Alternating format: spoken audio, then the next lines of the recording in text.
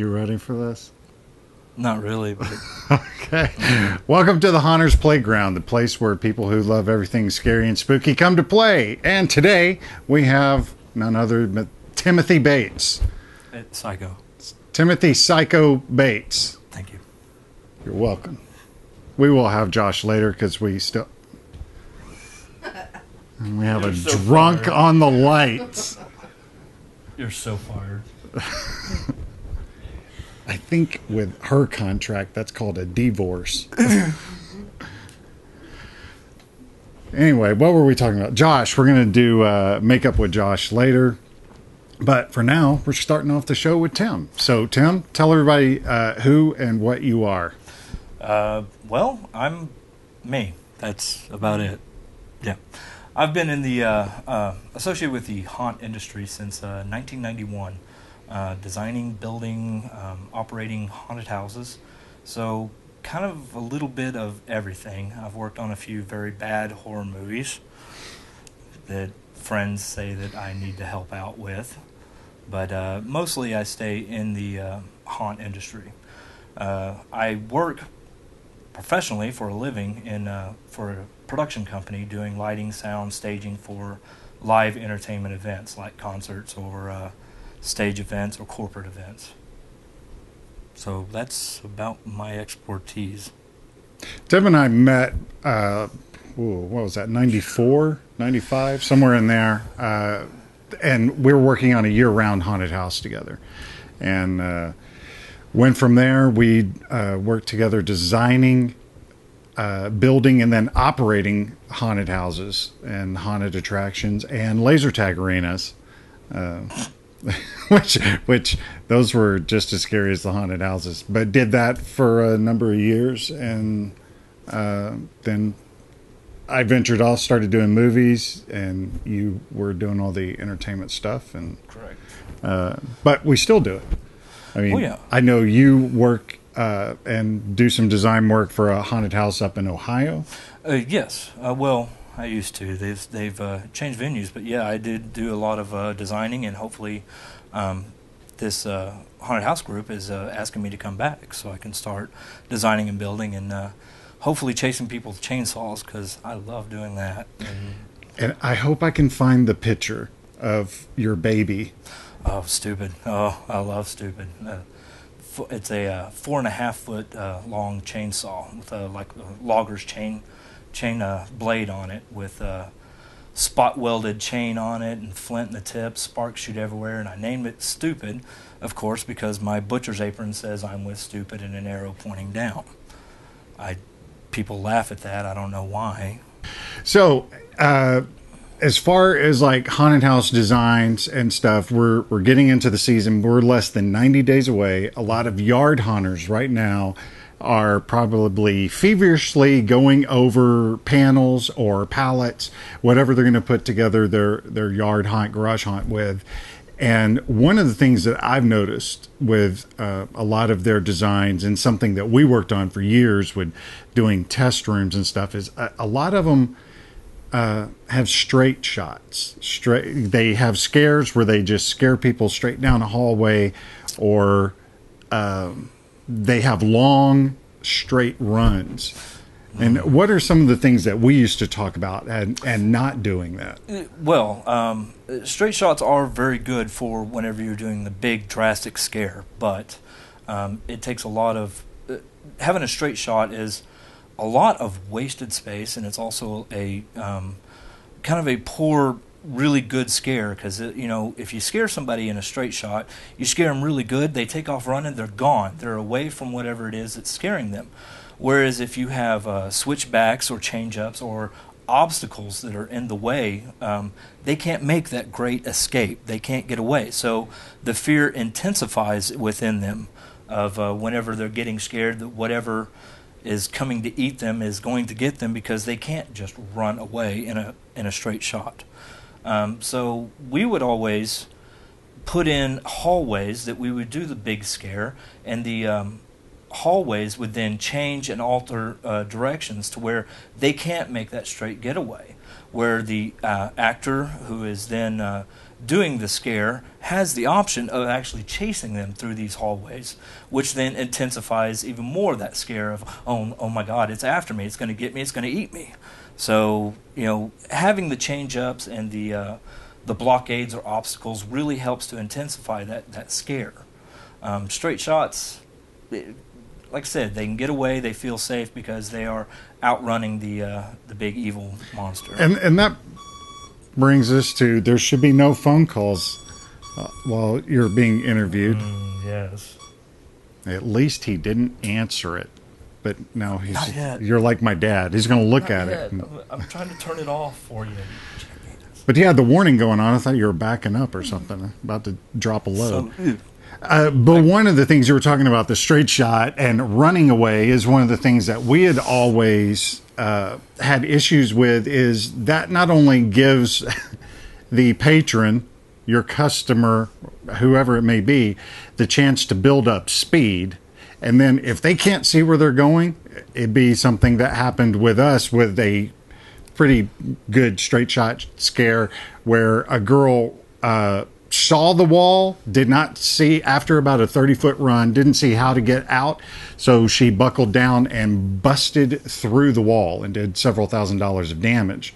So that is sometimes also another reason why you don't want to do straight shots, long hallways. Now, if you have a lot of dead space, and that's the only way you can make use of space because of, money, of not having enough panels, to build walls or do whatever, then, by all means, use the space that you have. But I would recommend, if you are going to have a long shot like that, you want to darken it, don't you? Oh, definitely. You want to darken it. And if you have the ability, sometimes a straight shot scare can be actually very good as a two-part scare, to where you can scare someone into that straight shot where they take off running, and you have someone waiting at the end to slow them down for safety reasons, or just to scare them twice. Yeah, and safety was always a very big concern with us. We had major throughput with our haunted houses. We even had a fire in one of our haunted houses where we evacuated, 4,000 people in under a minute? They're about, yeah. And that was, 20,000 square feet, right? Yeah. Two separate haunted houses and then a giant, all indoors. But that also gets into, I know a lot of people think, it's safe. You have to think from the patron side of being scared and not being able to see near as well as you, with possibly running in fear and not thinking intelligently. I mean, if you're really doing your job well and you're scaring people, they're going to be going ballistic. and so you have to think about safety. So, we've had people who had seizures from being scared. They didn't even get to the strobe lights. And so you need to be able to shut down your show, your actors. If they're not in masks, if they're in makeup, you need to have people around that there's a code word. So when there's those kind of issues, that someone who is not in a mask or makeup will come over and help that person.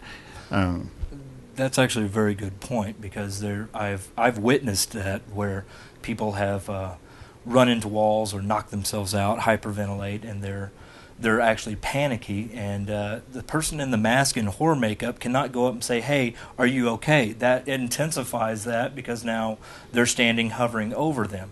You need someone who is not in scary makeup, costume, whatever, to respond to those types of situations. You don't need to traumatize them anymore with standing over them with a horror mask and, "Are you okay? Because now I'm going to kill you." Yeah, we've gone through some of the biggest haunted houses in the country. Tim and I personally know quite a few operators of those. And when you pull them aside, they may be voted the scariest haunted house, in whatever state or in the country. When you pull them aside and you start talking about things, the number one thing you're going to find out from all the big boys is how much safety is involved, and people never know about it except the people that work there. And we always trained every single person, whether they were just there doing makeup or wardrobe, or they were zone captains, or we had so many managers, different names for them all, but everybody knew how to evacuate the haunted houses, where to take people once they were outside, who to notify. And I mean, safety is the number one issue. And one of the things about Halloween is there's a lot of people that's always, oh, it's so dangerous. The last thing you want is being a pro hunter or a yard hunter and having a reputation of having a dangerous haunt. That's the bad kind of scary. You want the fun, enjoyable, everybody goes home, scared but laughing. Now we've been talking about makeup. The first episode had Heather Henry on, who was on Face Off. And one of the things that we have done, but not necessarily wanted to do, was makeup. When it comes to makeup, what have you learned is there a difference? Is there one that, oh yeah, this is super fast application, but cost effective, fast over money? Or is there just, it kind of all balances out, As I've learned, it really is by preference, because there are so many different type of products out there that it depends on how you're going to be using it into the haunt. A lot of masks are really good, because it is fast and quick, and you don't have to worry about the application and or running or dissolving off your face. But there's a lot of haunts out there that prefer the very detailed look of makeup, and depending on the preference of the makeup artist or what exactly they're going to be doing, you can see different types of makeups there, with the oil-based or cream-based, and then the alcohol or water-based. Me personally, I prefer the water-based, because it goes on so fast, and as long as you're not rubbing your face while you're sweating, then it usually stays in place. But me personally, whenever I get into character, I usually do the god-awful redneck hillbilly cannibal guys. So if my makeup starts smearing and running, that's fine. It looks acceptable. It's not good for a clown to be, have his face melting off, because then you really can't tell it's a clown. It's just someone with a lot of drippy makeup on their face.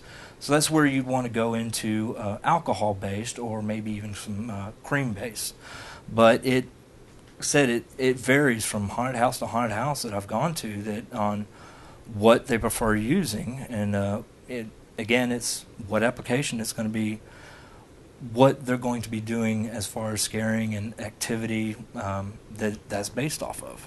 Yeah, like when I talked with Heather, she was telling me that she was making some custom masks, and we worked with a guy, he's died now, he used to do the costumes for Guar, if you've ever heard of that band.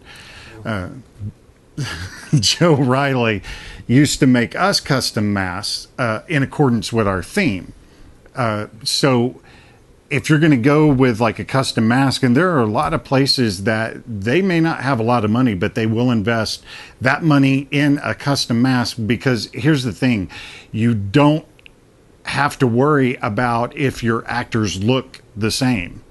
If I was going to go and base a character that looked like Tim, it'd be better for me to, shave a dog's butt. No, it would be better for me to have his face cast and then hire people that can just put on a mask and look similar to him, rather than going and trying to find haunters, good scare people who look similar to you. So when I put the makeup on, because you're going to have, if you're a good haunt, you're going to have people, repeat customers. They're going to keep coming back, and they will notice all the little differences. We had that a lot with Hollyweird, where literally it was a year-round haunted house. We would have people who would come back several times a week, and they would tell us about which actors were good and which ones weren't, who was new, who wasn't.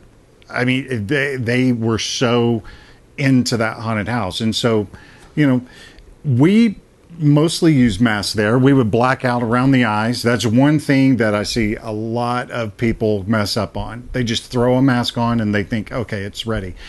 You really need to black out around the eyes. That way, when the mask goes on and you're seeing around the eyes, you're not seeing a different flesh color. Right. Also, it helps to tuck the mask in. Have a costume that the mask can be tucked in.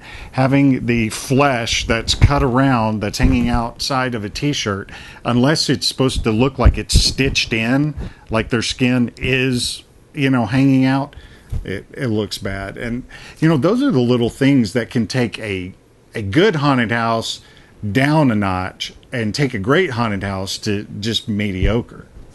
If you wouldn't mind, I'd like to mention also about the mask, especially with your example of the Hollyweird, that masks were a lifesaver for us, because we had several nights that we would have hundreds of people waiting in line and only 6 actors, and we were having to leapfrog from room to room, because in this haunted house we had 3 paid employees. Everything else was volunteers. Yes, and we had safety corridors between a central spine that was for tech services and for safety reasons to get in and out of each and every room.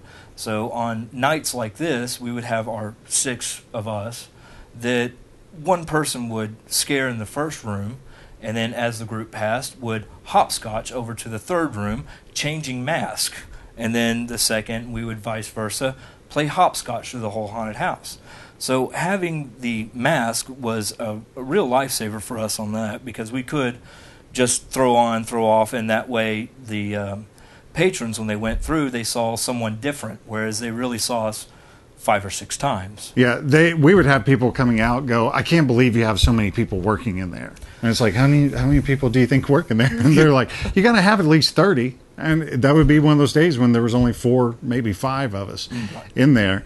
But, that was also one of those things where we had the theme led to a universal costume that everybody wore. So, in that fact, the switching the mask is what changed the entire character.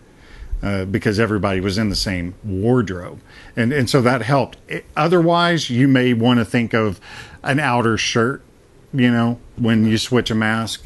Cloaks. Cloaks. You got incredible scares with the cloaks. Now, one of the other things, whether it's mask or makeup, is always that hygiene factor. With the makeups, you need to, 1 sponge per person, get a box of Q-tips or get a bag of cotton balls. With the masks, you need Lysol or some antifungal spray, turn them inside out, spray them down, let them air out overnight. This isn't an option. This is a thing that if you care for the safety of your actors, because some nasty things can spread inside of masks.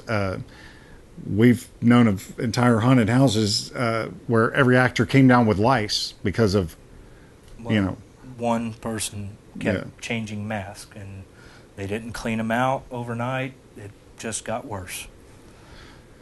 And it's, it's one of those things that when you start doing, whether you're doing a pro haunt or yard haunting, when you start bringing in volunteers, you got to stay on top of all of it. And that's another thing. Whenever we've worked with volunteers, we've always figured out a way. We've worked with companies of getting free food or free tickets to movies, or we even got Six Flags tickets for our volunteers. They had to work up a certain amount of hours to earn, the bigger stuff. But, hey, if they showed up, we would give them a coupon for a free taco and drink at Taco Bell, which, a lot of times we were hoping they wouldn't show up because we would be hungry.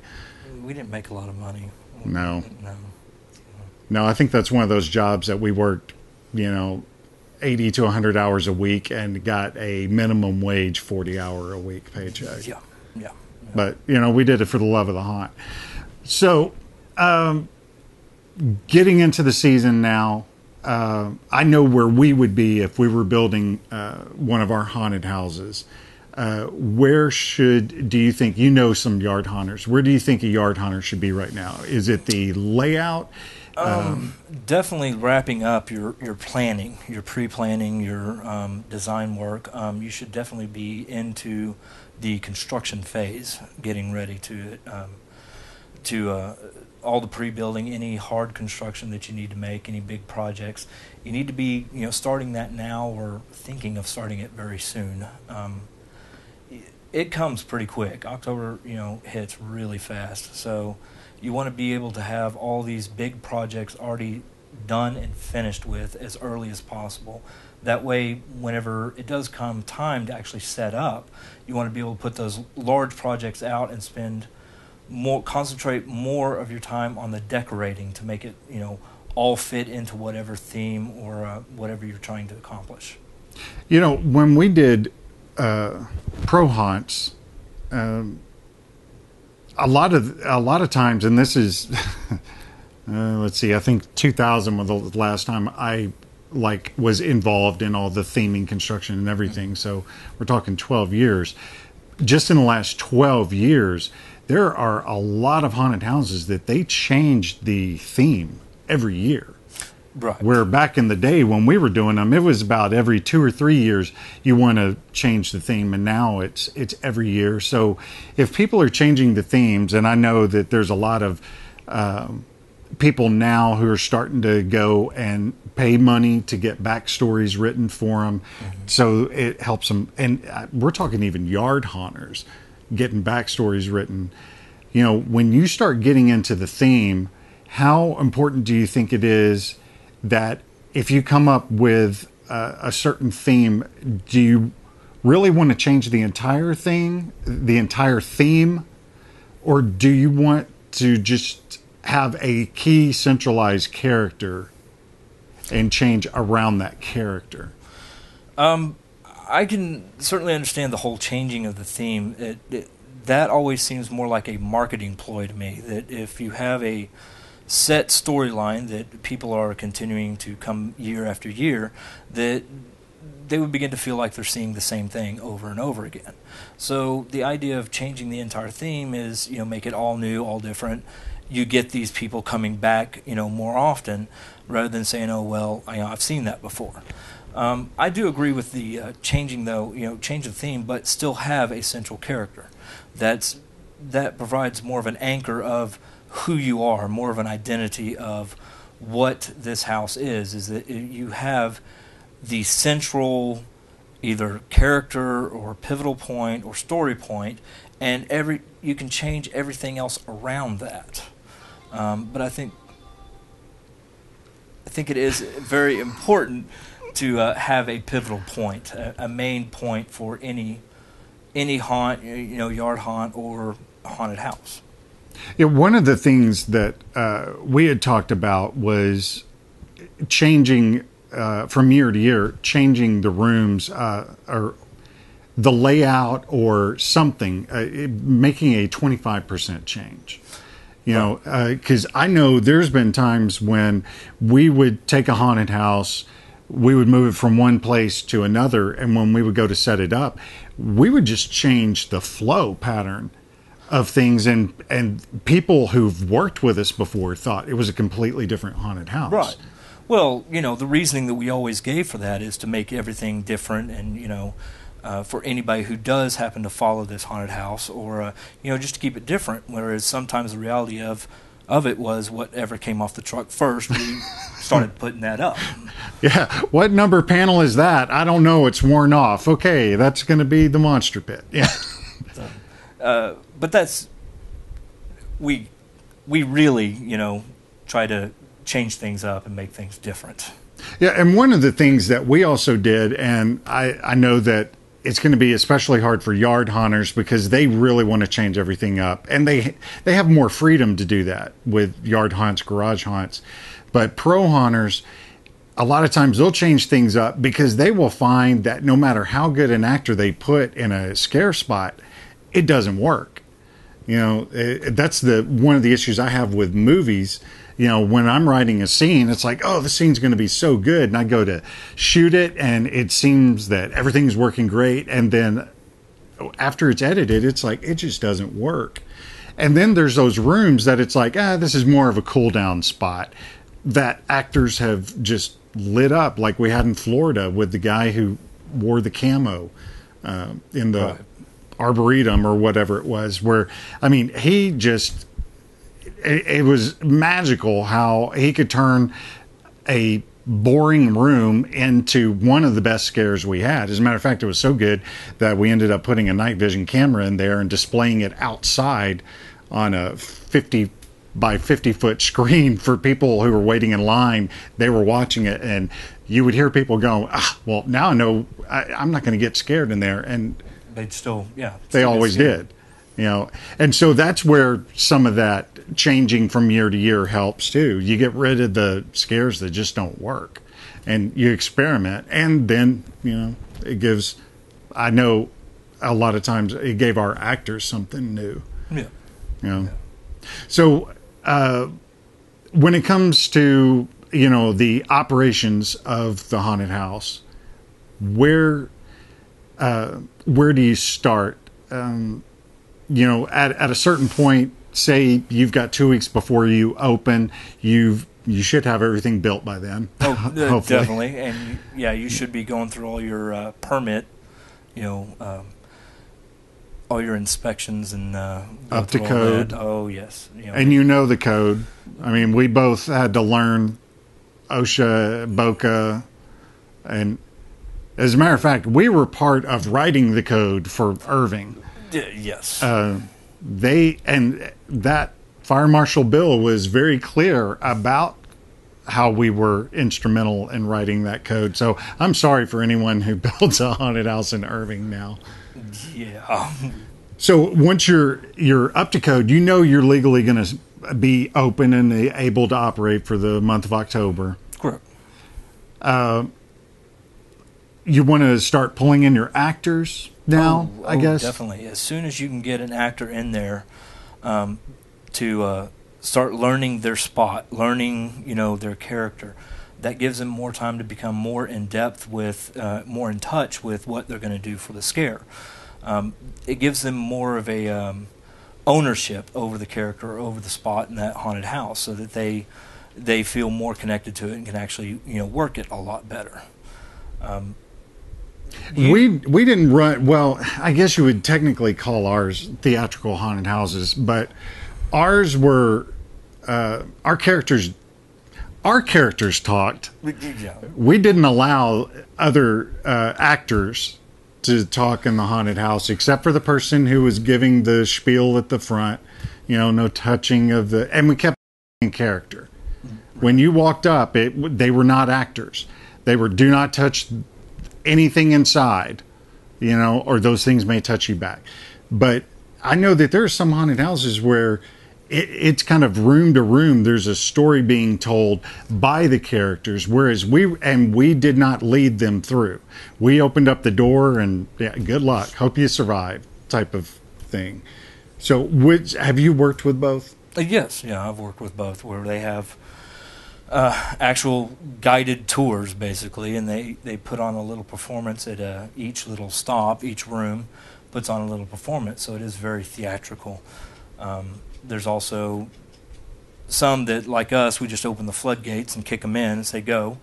That even then, there's still a lot of scenes or actors that actually have lines that they try to deliver while they're chasing somebody with a knife. That sometimes it can add to the scare or add to the creepiness, whatever. But it also can take away from that, because if you have a really good setup and then someone's delivering a very lame, wimpy delivery of "I'm going to cut your spleen out," it takes away from the whole thing. You need to be able to trust your actors, that any actors that's going to speak needs to be able to relay that character through that, the enthusiasm, you really need whatever. Actors. Yes. Not haunted house fanatics. Well, yeah, you need really good actors, but I would say stay away from actors. Yes. because they're the ones who want breaks every 10 minutes, and oh, my throat is, I need cough drops, and I need water. And when you're walking through, and you'll ask an actor, how you doing? You doing good? Actors will want to start talking about, how is their performance? What is their motivation? The motivation is, I'm going to go put a real chain on the chainsaw and come back after you if you don't get these people through faster. And that's why when we were working together, we never did those kind of theatrical haunted houses, because we had major throughput. We were putting, between 1,200 and 1,500 people an hour through our haunted houses. When you have actors barking lines, you're going to be lucky if you can put 200 an hour through. If you have any sizable haunted house. Now, if you're like a yard haunter or a garage haunter, and you have walked your space and go, it only takes me a minute and 15 seconds to get through this, then that might be where you want to have your slowdowns, where you'll have actors delivering, certain lines. Video has become very ingrained in haunted houses now. Yeah. I've seen a lot of them where you get all your rules and regulations for the haunted house given through video that's in theme. It's almost like people saw Disney and Universal Studios and said, hey, this stuff's, achievable for me now. Well, yeah. Well, with technology, the prices have come down so much on, video technology and projectors, and that it's more available to the everyday haunter, home haunter, or small haunted houses, that they can afford to do this now. So it is becoming more and more common to see all this. When you tell people that you've done haunted houses, and like just this last week, I got a phone call about coming aboard a haunted house here, world's largest haunted house. Coming in and doing stuff for them. When people find out that kind of stuff about you, do they then expect your house to look like a pro haunt? Oh God, yeah. And then it looks like the saddest house on the block, because you may have a rotted pumpkin out front. Yeah. And that's it. Yeah, that's it. Because you don't have time to do it, because you're working on other haunts or other, projects. So you don't have time to go and decorate your house and make it super scary, But maybe someday I'll take a year off and actually go full bore and show them that, yeah, I know how to scare people. He does. I've seen him do it. I promise, I do. I think your best scare ever, wearing the black cloak, standing totally still for 30 minutes out in the middle of a mall, wasn't even in season, but we were advertising our year-round haunted house. He's just standing there, not moving. People think he's a statue. They come up and, they're touching him, they're doing all sorts of stuff. And it's not like he went and tried to scare him. He would just barely move, and the screams and the shrills. Yeah, I had people actually timing me. The people in that bakery shop, they timed me 32 minutes standing perfectly still one time, and had people coming up to pose with me and take pictures with me. And right when they said cheese, I turned and looked at the one next to me. That sent them all just running, screaming, and the whole group of people that were standing there were 100% sure I was a statue. And, it was rather funny. And also, when we were in Florida, you were the zombie who would lay out in the graveyard that people would spit on, throw coins at, kick, call names. I was getting pegged in the back of the head with quarters, telling them to get up, you ugly mother, get up. And I never moved, and they thought I was fake. And then I would jump up, scare them, and, then him and his guys come dressed up as SWAT guys, and they'd gun me down, and I'd fall down and just lay there for another 10, 15 minutes waiting for the line to come around that didn't know I was real, and jump up and do it again. Now, that was late in the 90s before we had Columbine shootings and stuff like that. So we actually went around with stage guns, blank firing pistols, that they're real guns that have been modified to shoot blanks, but the blast doesn't come out of the barrel, it vents out of the top. So you could literally put the gun to someone's chest and pull the trigger. You just wanted to make sure it didn't vent straight up into their face, but you could be that close. And so when he would pop up in the middle of a graveyard, we would take aim with handguns, and it seems like we had, I don't know, 10 people there with 10, handguns. 10, yeah, so I had 10 people shooting at me. It was now he had the option to be one of us, but you know, how fun is that? I mean, the only time we scared people is when they thought we had little airsoft guns, and they would be standing there, and we'd start pulling the trigger, and then everybody'd hit the deck. Now, the worst part about working with this guy and doing that whole scare of in the graveyard is whenever I had to go to the bathroom, I would have to jump up and scare everybody around and then take off running for behind one of the haunted houses so that I could get away from, you know, the audience. The patrons couldn't see me, but these guys would catch on that I was doing that, and so they would jump in front of me and gun me down, and I would be laying there. They would grab me and drag me back into the middle of the graveyard. So I'd have to do it again. Jump up, scare, take off running. It got rather entertaining because I was... Well, it didn't help that you were wearing a headset and would go, psycho to death, I need to go to the bathroom. And then I would go, okay, scare unit, switch over to channel 2, because I knew Tim wouldn't be able to switch to channel 2. And I'd go, okay, we're all going to go out into the graveyard, and when Tim pops up, we're going to shoot him down. Yeah. That's what made it so fun. Oh, yeah.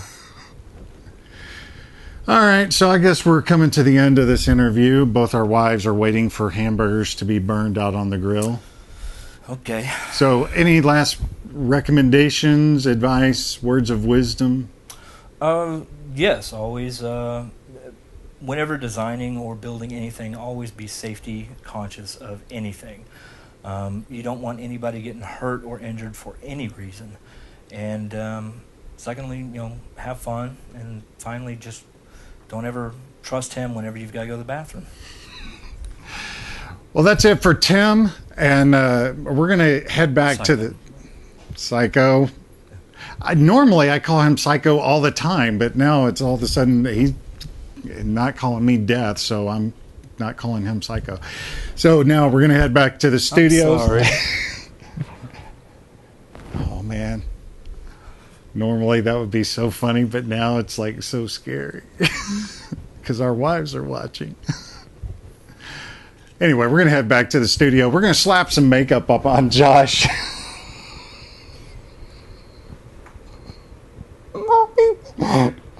Oh, what was I saying? I'm going to put makeup on Josh. And since so many themes this year are zombies, we're going to go ahead and zombify Josh. And see how that'll he be fun. looks. So, ritual or makeup? Well, it depends on what you're, because there's like 5 different zombies. There's the toxic waste. There's the come back for revenge. I've got the voodoo dolls and stuff. We can bury them. Well, let's do that. Okay.